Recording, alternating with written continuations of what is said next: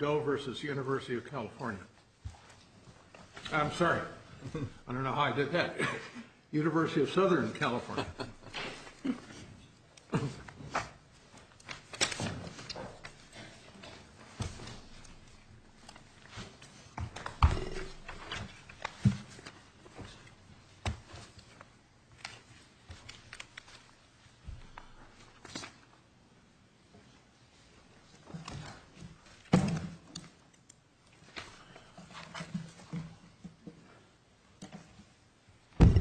Good afternoon, Your Honors. Mark Harris on behalf of Petitioner John Doe. All right, and the panel in this case consists of myself, Justice Wilhite, and Justice Collins. Thank you, Your Honor. Your Honor, three quick housekeeping issues before I begin. I'd like to reserve 3 minutes of my time for rebuttal. All right. With the Court's permission, I'm going to refer to my client as John and the complainant in this case is Jane. And the other housekeeping matter, I would ask the Court to disregard USC's most recent pleading. The pleading clearly violates Rule 8.216B3. 2/3 of that brief relates to issues that pertain to our appeal, not to the cross appeal, and for that reason it violates the rule and should be disregarded by the Court. Well, what are you saying, that they combined it in a single brief, or it should have been, or what? There was a respondent's brief filed by USC in connection with our appellate issues. Then they had the last chance to file a reply in connection with their cross appeal. Yet that reply brief pertained almost entirely to our appeal, and the rule, I think, contemplates that that's inappropriate. We'd ask the Court not to consider that. I don't recall seeing a motion to strike or something of that order. Did you there was file not a one? motion filed here. Oh, it's a little late. Let's go on with the argument. Yes, Your Honor. I want to address the issues related to our appeal. Of course, there's a cross appeal, but I'm going to focus my comments first on the issue relating to the 1144C charge. We have two challenges to that charge, Your Honor. Actually, if you would start with the procedural challenges, I think that just makes sense. Yes, Your Honor. And that's really an area that I'd like to concentrate on. Yes, Your Honor. We understand and agree that John Doe is not entitled to a full-blown evidentiary hearing. In all cases, that's not necessary in all cases of student discipline. We acknowledge that. But what is required is some process that provides for a fair and meaningful opportunity for the accused student to address the charges and confront the evidence against him.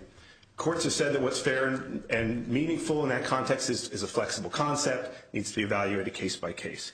And our view is that in this case, under the circumstances of this case, John was not provided with that process for three reasons. First, USC changed its theory in the middle of the process. As you know from our pleadings, the SJACs, which is the investigative body of the university, proceeded upon a theory in their investigation that John had engaged in non-consensual sexual contact with Jane. And all the focus of that investigation and all the questions and all the analysis was focused with that, through that prism, with that issue in mind. And actually, I have to say that even before that, when John got the letter, right from the beginning, it appears to me that he never had a factual basis. I'm talking about going way back to even the letter. He got code sections, a date, a location, and kind of a keep away from Jane. yes. And then as you're going on then to the next phase, which I agree, the SJAC's investigation, and then the findings were all centered on John's participation in group sexual assault. Go ahead, but it's even troubling to me that from the beginning he never got a factual basis. Well, he didn't in the first instance. And as the process went on, the focus was on a set of issues. And the result of that was there was no clarity, no inquiry as to the precise issues that we're now wrestling with today. For example, when did John leave the room? And were the other individuals still behind? What exactly was said by John or anyone else after the point at which John recognized that there was unconsented or unwanted contact? These issues weren't addressed because that wasn't the focus. And the SBAP then changes the theory, changes the focus, and after that point there's no opportunity for John to clarify the record, to address those charges. So, for example, they say that John abandoned Jane in the room with these two students. Well, Jane didn't say that. John didn't say that. USC relies on a hearsay statement by another individual. Right. Now you're kind of going to somewhat to the substantial evidence test, and I will just foreshadow kind of my own personal feeling on that is that there is not substantial evidence to uphold that because Jane, John, and a student, percipient witness, all say that the three, John 1 and 2, came out at the same time. But even then on the procedural, going back just for a second on the procedural, that's troubling because neither the initial letter or the SJAX report, if that's what we're calling it, the first level, doesn't discuss this at all, that John abandoned her by leaving her in the room with the other two students, student 1 and student 2. I just don't find that there at all in the SJAX report. So, of course, he had never had any notice of that whatsoever. First time it appears that John hears that that is the basis for his discipline under 11.32, I guess, is when he gets the appeals panel letter. That's right, Your Honor. But and we did win on the 1132 issue in the court below. But to the extent that there's some traction on the substantial evidence, I think that the process issue is also relevant there. But the process issues also infect the 1144C claim. So there the issue is now, was he encouraging or permitting the conduct? And because there wasn't clarity at the outset as to what the conduct was, that it's the conduct that occurred after Jane had manifested her lack of consent, there was no clarity and no focus on that during the investigation. And because of that switch in theory, the process that was given was just not sufficient. There's also the issue of Jane's sort of ambiguous statements on these issues. Again, we're not saying that in every case a student is entitled to cross-examination and a full-blown evidentiary hearing. But here, because USC chose to dispense with that fundamental safeguard, they were obligated to provide some other mechanism by which John could be aware of what she said, address those issues.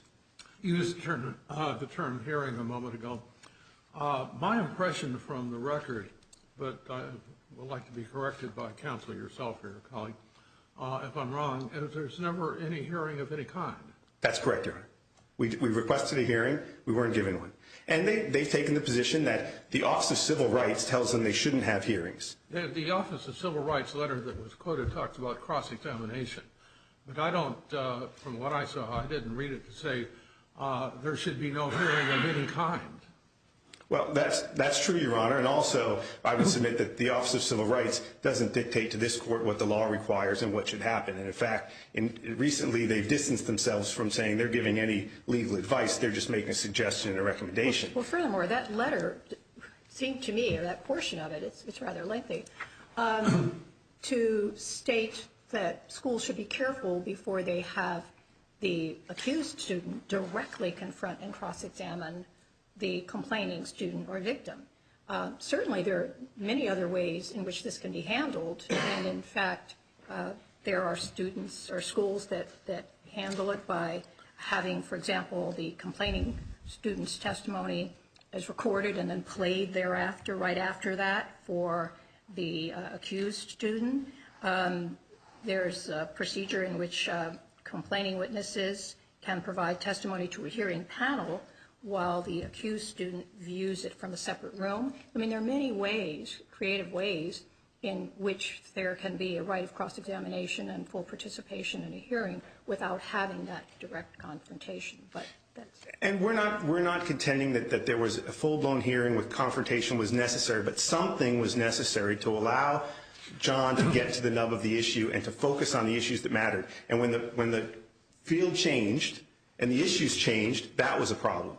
Not being able to confront her and not to impeach her necessarily, maybe just to clarify. There's all this ambiguity. Counsel said we haven't made clear what we mean by garbled. It's garbled in that there are statements about encouraging conduct, egging each other on, and so forth. But it's not clear whether that encouragement, that egging on, that discussion took place before the critical juncture or after. It's not clear when it took place, is what you're saying. Yes, and the critical juncture is when, and as the SBAP acknowledges, when John recognized and was aware that Jane's consent had been exceeded when he knew by deed or action that she no longer wanted to participate in the conduct. After that point, what happened? Who said what? Who directed whom?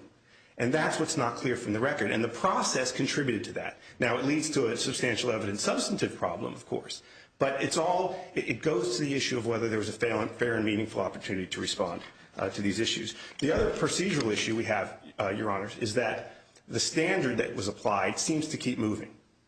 It was in connection with this permitting language, for example, in 1144C. The USC seems to take the position now, even today it's moving, that while John did not have any obligation to prevent the misconduct of others, that should be the end of the inquiry, because that's really what permitting seems to mean. They say he doesn't have an obligation to prevent the misconduct of others, but he certainly had the obligation to prevent misconduct of people who accompanied him to the party. That's not a standard that's in the rule, in the Code of Conduct. That's a standard that's being applied and raised now on this appeal for the first time. The same is true with respect to this issue of the second sentence of 1144C. We have this issue of whether John removed himself from the situation. He clearly removed himself from the situation. USC says yes, but not quickly enough. Again, the theory, though, was that he abandoned the victim to the other two. He left her with them. As I recall the evidence, they left substantially together. She was left in the room, but the student one, student two, and John all left at about the same time, within seconds. Is that your... That's exactly right, Your Honor. And USC has complained that we've mischaracterized that testimony about the together. Well, the testimony is at AR 14 and 15. John and the other male stopped, quickly dressed, and left the room within 20 seconds. And at AR 38, the men stopped immediately, they dressed, and they all left. And then at AR 13, Jane, in her second interview, said, when John said, is she crying, is she crying, the men stopped immediately, they dressed, and they all left. Jane, in her first interview, have already given that. And then John, in his first interview, said, I got dressed very quickly after the slaps. I didn't leave her there with those guys. I made sure those guys left. And once I got them away, I left and walked outside. And he then said at 42, I had them leave. They said, are you kidding? I had them leave. Then I left the room. So we submit that it's clear that she's saying they left together. But clearly what's missing from that end of that testimony is that she was left alone with these men. It's her burden. She never alleged it. No one ever raised that until the SBAP, in this effort to come up with a theory that could still sustain the punishment against John, came up with this theory. There's no basis in the record for it. You mean the appeals board? The SBAP, excuse me. Yes, that's my shorthand for the USC Appeals Board. Yes. So the substantive and the procedural sort of flaws here merge in connection with the clarity of the record, but the fact remains there is not substantial evidence to support the encouraging allegation. The permitting is based on a standardless interpretation of a particular provision. And that second sentence of 1144C that requires that he either notify authorities, cause the conduct to cease, or remove himself from the situation, we would submit he met that standard. To the extent they're arguing that there's some other standard that they'd like to that he didn't meet by sticking around for 5 extra seconds, that's now we've got a Wheeler problem, another process problem of a standardless code of conduct. All right. And you want to reserve a few minutes. Thank you, Your Honor.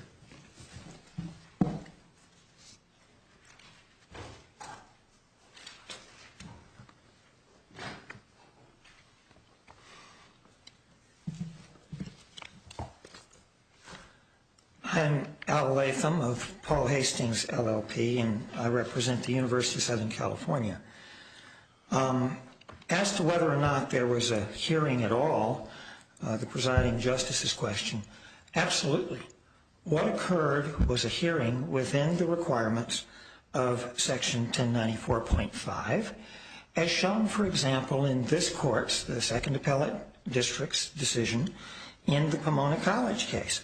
If you look at Pomona College, which dealt with the application of administrative mandamus to a private university, such as the University of Southern California, it could not have been clearer that a formal proceeding of the type where you confront witnesses and so forth is absolutely not required.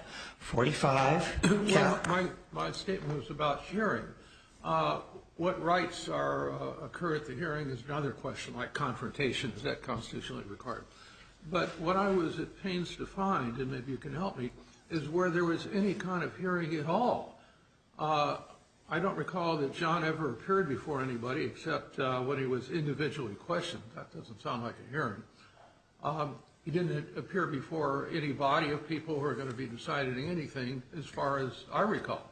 Can you point out in the record anything to the contrary? Well, certainly.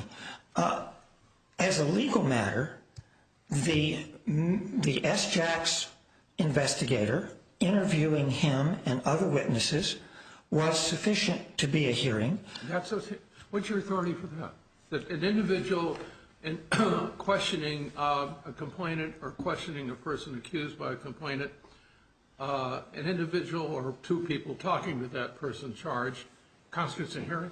Well, first of all, the authority that I cited, Pomona College, I'm quoting 45 Calat 4th at page 1730, the use of the words fair trial in section 1094.5 does not mean that the petitioner was entitled to a formal hearing under the due process clause. And in that case, which involved a university awarding tenure or not awarding tenure, there was no such proceeding that I know of. In addition, if you look at Supreme Court authority as to what due process generally requires, and we cited these in our brief, Matthews versus Eldridge, Supreme Court decision cited in our opening brief at page 22, I believe, said that the submission of written evidence suffices, and that there's Suffice to what? Suffices for due process. Please.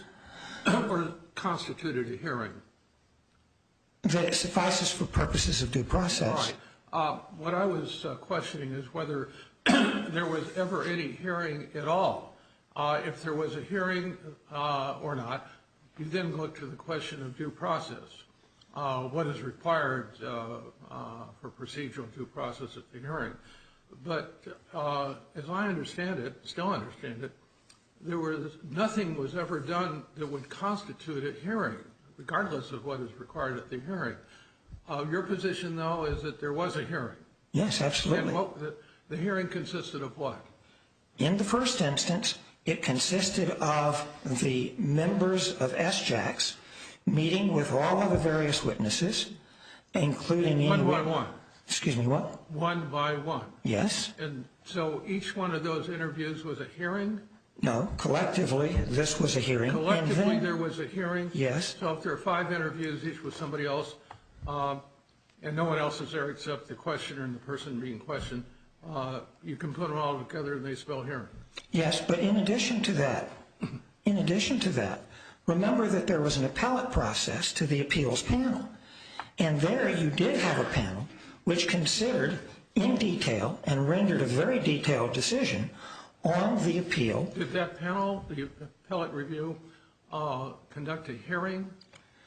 I submit that by reviewing the written record, that suffices as a hearing under the law. Well, I guess the distinction that's being made is not what is adequate, what you believe is adequate under the law, but whether a hearing, as we would commonly understand it, was held. I assume you would agree that a hearing, as one commonly understands it in the law, wasn't held. I mean, there wasn't a singular proceeding at which people appeared, that formalized kind of proceeding, correct? If that's what you define as a hearing, Justice Wilhite, that didn't happen where everybody got together. Understanding, and that's the question. That never happened. The next question is, what is permissible under the law? You're arguing that that's not required. Correct. Under current case law. Correct. And we get into the other issue. But there was never a hearing as we would commonly understand it, right? I respectfully submit that under Pomona College there was a hearing. Let me cite one other authority. Okay. But again, I understand that we're talking a definitional issue here, but I believe under Pomona College and its progeny, there was a hearing. Let me just I think call we're that. kind of going back and forth over this. As the question that has been asked to you by Justice Epstein and Justice Wilhite, in the sense of a hearing in which witnesses appear before the same body, whether it's 2 or 3 or 5 people, there was not a hearing. That is correct. I found That it did not interesting. happen. Excuse me. I found it interesting, and I don't know if you want to comment on this too, that we had a number of interviews, and I'll just limit this to the interviews of Jane and John. There was really only one person who was present at all 6 interviews. In terms of the interviews, there were always 2 people present, but only one person, DT, I guess there's really no secret about her name, but Ms. Turner, she was present for all 4 of Jane's interviews and for both, that is 2, of John's. And I found it interesting that other people kind of drifted in and out. I mean, they were there for 1 or maybe they were there for 2. So in the end, when it comes down to looking at the 2 key people, you really only had 1 person who was there for all of those interviews. Do you find that troubling in any way? No, I think you could have a hearing in front of one hearing officer. Happens all the time in various circumstances. Now, I do want to address your question. I have 2 specific problems that eventually I hope you'll get to. One has to do with whether there was notice ever given, sufficient notice, even under the policy, set aside from whether there's a particular due process violation. And secondly, the whole nature of the review process that was undertaken, where it seems to me, as I would tend to agree with your opponent, that the whole thrust of this was changed on appeal. And so I hope you'll get to those 2 issues. One, was there ever any notice given of, as required, written notice of the incident report that specifies the nature of the alleged violation and the basis for the charge, and then including the date, period of time, et cetera? Where was the notice? Well, first of all, it's undisputed that he was told of the violations that he was accused of. The trial judge below said it was a non-starter. Yes, but that's the trial judge below. We're not. I asked a specific question. I want to know from you, on the record, where is the written notice as required? That he was given notice of the charges is what was sufficient for that. No, excuse me. I'm having a difficulty with that. USC has a student guidebook, a student conduct code. It requires written notice of the incident report that specifies the nature of the alleged violation and the basis for the charge. So he was told, John was given like 11 sections that were violated. I take it that's the nature of the violation. But the basis for the charge, I don't see that he was ever told the basis for the charge. And in fact, it seems to me that during the interviews, the investigators led John to believe that really the issue was whether sexual contact with Jane was consensual, not whether John encouraged the student's slaps or if Jane was in danger. And in fact, of course, it's John himself who brought up the fact that the slaps occurred. It wasn't Jane.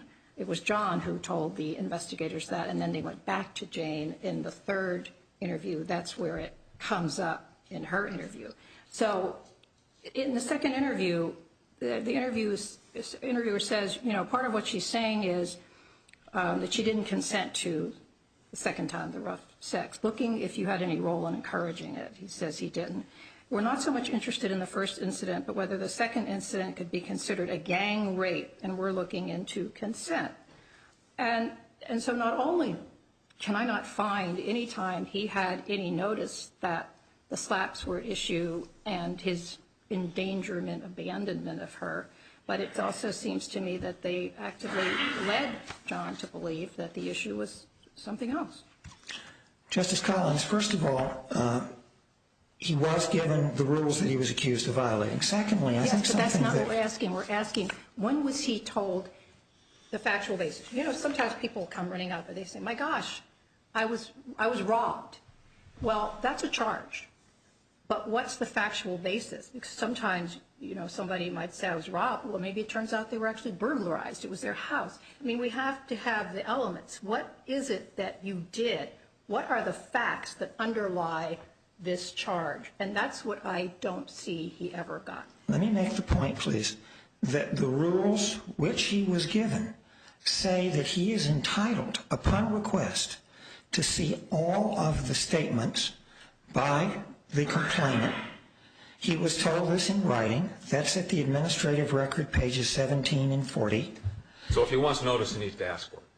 If he wants to know any of the details underlying these charges, he can get it upon request. Let me try. That doesn't work. I mean, how could it be that the slaps weren't even known about when they send him the first letter? The slaps aren't even known about until he tells them. So, I mean, here you have somebody eventually being found liable for something that he testifies about himself during the investigation. And he's still never told that that could be the basis of it at the end of the first phase, not till the second phase. So the second phase, it seems to me what happens is, as you recall, the appeals board looks at all of these violations. I think there are 9 that he's found to have violated. And they go through and they go, no, that won't do. We're going to substitute in the end the other student's slaps or his reaction to it that he encouraged or permitted for the basis for the original sanctions, which was a sexual assault. He never has an opportunity, it seems to me, unless you can show it to me, to respond to the theory that his actions in relationship to the other student's slaps, separated from the factual basis at the first level, could result in his suspension. And as to the endangering, abandoning, how in the world could he have any notice that that was at issue? That's not even hinted at in the SJAC's first level report and findings. Well, again, I, with all respect, believe that you're underestimating the significance of the rule that provides he can get everything that Jane is complaining about. Let me try it this way. If you would agree that a person charged with misconduct which could lead to formal discipline is entitled to a notification of what the misconduct is that might be counted on for that it would be necessary, if they're going to count on his abandoning the lady in the room with these 2 guys, that somewhere he should be charged with that. He should be told that. And where did that happen? Unless it's your position that it's not necessary to tell him at all. Well, he was charged from the very beginning under 11.32 with conducting himself in a manner that endangers the health or safety of others. That's as vague as all outdoors. What the appellate panel came down with ultimately, as I understand it, the most serious offense, is that he left, leaving her with these 2 other students. And that put her in detriment, the rest of it. Where was he charged with that? Well, he was first of all charged with that when he was given notice of the 11.32 charge. But secondly... Well, excuse me, did that notification say that he had abandoned the women? The girl? Not at that point, but again... Where was that actually put in a charge against him? If your question is, was there a formal complaint that was given all of the facts... Any document given to him telling him that you are charged with abandoning the lady with these 2 guys still in the room? Again, he was not given a complaint with that level of factual specificity. However, He wasn't given a complaint with any level of factual specificity. He was asked about all of these things during the course of the investigation by the SJAC's investigators, including on that point, if I may, just quickly. He specifically admitted... The process we follow here is if one of us wants to interrupt you, we do have the prerogative and we ask you to defer. I apologize. Go right ahead. If I understand your position is what notice is required, is what was given in this case, a listing of the conduct code sections that he violated. And then if he wants any further specificity, he's entitled to see the entire investigation. Is that right? That's right. Okay. So in a situation like this, it is up to him to piece together the particular factual portions of those investigations that are going to go into the 11 or 12 or 13 or 14 conduct code violations without without knowing precisely what the university is looking at in terms of determining whether he's violated those code sections, right?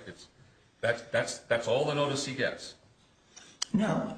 In the course of the investigation, the person who is conducting the hearing, as we regard it, is asking questions and often saying why those questions are being asked. For example, he was specifically asked, and I think Justice Collins pointed this out, that we're looking into whether you had any role in encouraging the conduct. That was one of the things that was asked.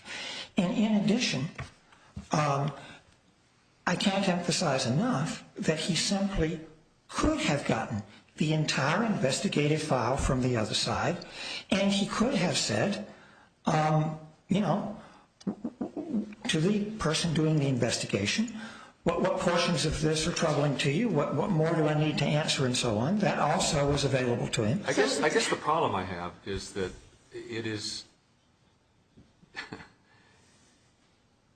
it simply is unfathomable to me that you could convert the requirement of written notice of the nature of the violation and the basis for the charge into a requirement that the accused ask you what you're charging me with out of all these investigative reports I now have access to. What is the nature of the violation I'm defending against here? And the notion that that could possibly be sufficient is beyond me. If that's what your argument is, I can't imagine a court in the world going along with that.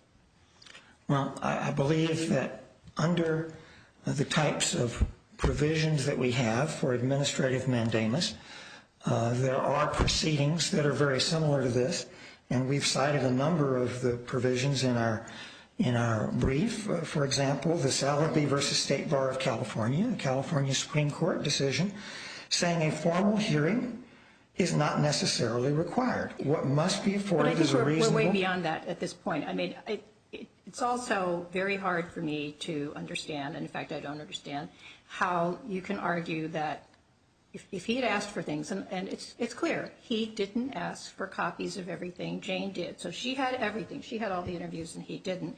But, and that's where it is. But the idea that if he had asked for them and he would have had these interviews, that he then somehow was supposed to figure out which things that were said, which things that were alleged could be fit into some type of jigsaw puzzle, like where he takes the 11 violations and tries to figure out what goes under what, is unfathomable to me. I simply can't imagine that satisfies, fair notice and hearing. And by the way, the comment that I did point out that the investigators asked him, again, went to consent. So in my view, not only does he not get any notice, but to the extent he's getting hints as to where this is going, it's all about consent. Well, it doesn't seem that I've been very persuasive to the panel. Let me ask if there are any other questions that I might answer for you. I have none that we haven't asked you. Do you want to address your cross-appeal? Well, that deals with the question of abandonment, and that's the one on which the trial judge did not agree with us. However, in that regard, the issue of leaving together, if you look at Jane's testimony, it's very clear that she did not say they left together. She simply said that they left. And let me cite the appellate record, the administrative record, pages 15 and 66. Well, excuse me. She says, I started crying. John and the other male stopped, quickly dressed, and left the room within 20 seconds. That's at 14 and 15. Then, in her second interview, when John says, is she crying, is she crying? She says, the men stopped immediately. They dressed, and they all left. And John says in his first interview, I didn't leave her there with the guys. She was alert, not passed out. I made sure those two guys left. Once I got them away, I left and walked outside. 41. AR 42. I got dressed. I had them leave. They said, are you kidding? John had them leave, then he left the room. In his second interview, After the second smack, I remember walking out and 1 and 2 walking out after me. Percipient witness C, at the record at 82 and 83, says, I saw John come out of the room, followed by student 1 and student 2. Who was telling you this? John was telling me. They were both telling me the story, and there's the conversation that he talks about we don't need to go into. And then, again, he says it on the next page, on page 83. John walks out first, then 1 and 2. So we have all of that from John, Jane, and percipient witness C. Against that, we have some hearsay statement by another student who says, yeah, John told me he left them in there. I simply can't understand how one could argue that substantial evidence supports the finding below that he left her in there. Well, let me try that. First of all, his own testimony was inconsistent. The first time that he addressed the issue, which is at Administrative Record 42, he said he had the other 2 individuals leave first. In the second interview, however, and this is at Administrative Record 78, he said, quote, that he had no idea why, insert student 1 and student 2, resumed the quote, chose to leave when they did, and could not recall anything that could have caused the 2 to leave the room, close quote. Again, that's at Administrative Record 78.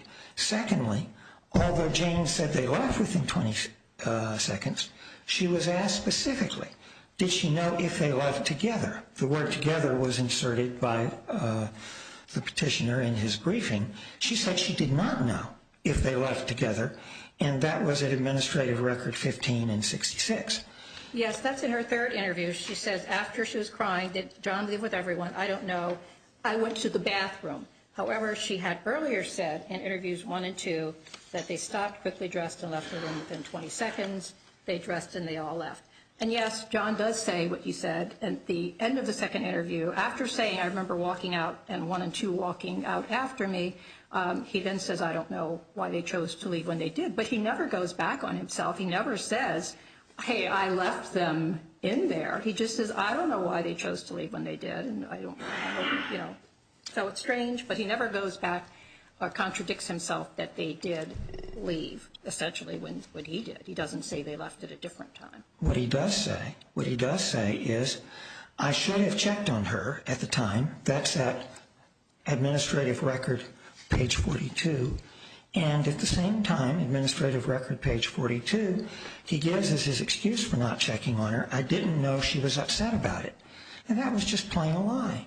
According to his own testimony, she was crying. And yet he said he didn't check on her because I didn't know she was upset about it.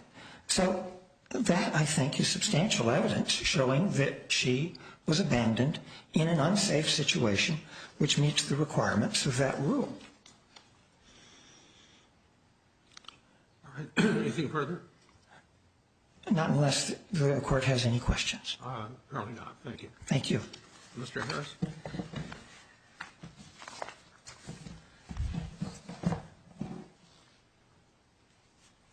Your Honor, I think the court, based on the court's question, I think the court well understands our arguments, and we'd submit. Thank you. All right. Thank you all. The matter is submitted.